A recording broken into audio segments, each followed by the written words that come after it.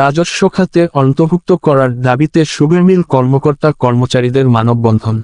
Staff reporter Thakurgaon Bangladesh চিনি ও খাদ্য শিল্প কর্পোরেশনের রাষ্ট্রায়ত্ত চিনিকল সমূহকে লাভজনক করতে চিনি শিল্পের কৃষি বিভাগের রাজস্ব খাতে অন্তর্ভুক্ত করার দাবিতে মানববন্ধন কর্মসূচি পালন করেছে ঠাকুরগাঁও সুগার মিলের কৃষি বিভাগের কর্মকর্তা কর্মচারীরা।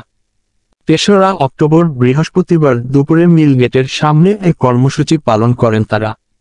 এ সময় কর্মকর্তা কর্মচারীরা অভিযোগ বলেন, কৃষি বিভাগের রাজস্ব খাতে অন্তর্ভুক্ত করার দাবি দীর্ঘদিনের। আগের সরকার বারবার আশ্বস্ত করেও বাস্তবায়ন করেনি।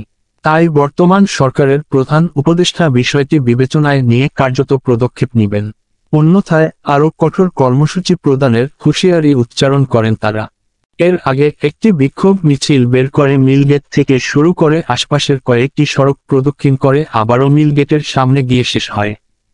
কর্মসূচিতে উপস্থিত ছিলেন আন্দোলন কমিটির প্রধান উপদেষ্টা কৃষিবিদ জনাব আবু রায়হান, শ্রমিক ইউনিয়নের সভাপতি উজ্জ্বল হোসেন, ঠাকুরগাঁও চিনিকলের ইক্ষু কর্মী সংসদের আহ্বায়ক রফিকুল ইসলাম, ডাবলু খান, কেন্দ্রীয় সিডিএ সংসদ ঢাকা ও সমন্বয়ক আন্দোলন কমিটির সাধারণ সম্পাদক মোহাম্মদ রুহুল আমিন, কাচিক শ্রমিক ইউনিয়নের সাংগঠনিক সম্পাদক নুরুজ্জামান সোহাগ সহ কাচিক কৃষি বিভাগের সকল কর্মকর্তা ও কর্মচারীরা।